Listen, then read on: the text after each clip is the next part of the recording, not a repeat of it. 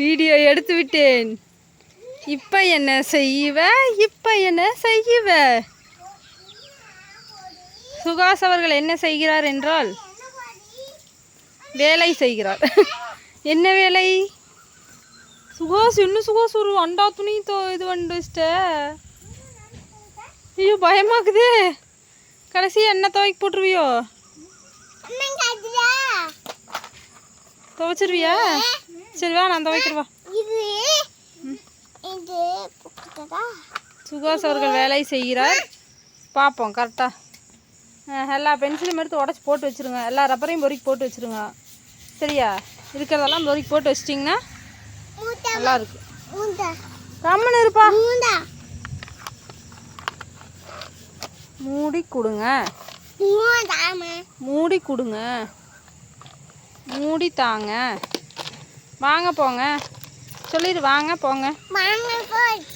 வாங்க போங்க.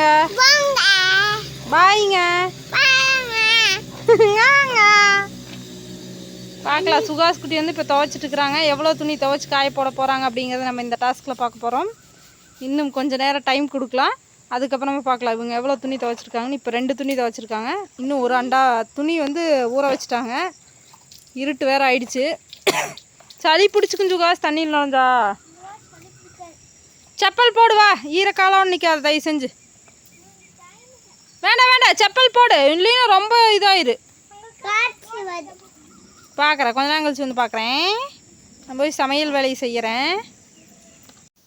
சுகாஸ் வந்து நேற்று துணி ட்ரெஸ் எல்லாம் துவைச்சாங்க. ஒரு சின்ன கிளிப் எடுத்தேன். அதுக்குள்ளே வந்து வீடியோ எடுக்க முடியல. மழை வந்து வந்துருச்சு. அந்த வீடியோ நான் ஆட் பண்ணுவேன். பார்த்தா உங்களுக்கு புரியும். அவங்க தான் நேற்று துணி துவைச்சாங்க. அது எத்தனை துணி துவைச்சாங்கன்னு காட்டி சுகாஸ் காய போட்டுக்கிறாங்க. பார்த்துக்குங்க. இவ்வளோ துணி சுகாஸ் குட்டி துவைச்சதுதான்.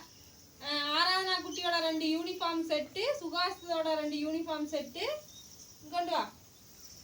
அதுக்கப்புறமா என்னுடைய இது ஒரு நைட்டி எல்லாமே துவைச்சி அந்த லஞ்ச் பேக்கில் வைக்கிற டவல் எல்லாமே துவைச்சி காய போட்டாங்க. சாக்ஸ் எல்லாமே நேற்று வீடியோ எடுக்கலான்ட்டு நாங்கள் எடுத்தது டாஸ்க்கு சுகாஸ்க்கு. ஆனால் சுகாஸ் அதை செஞ்சு முடிச்சிட்டாங்க. வீடியோ தான் எடுக்க முடியல. சுகாஸ் கரண்ட்டும் போயிடுச்சு. மழையும் வேறு பெஞ்சுதா.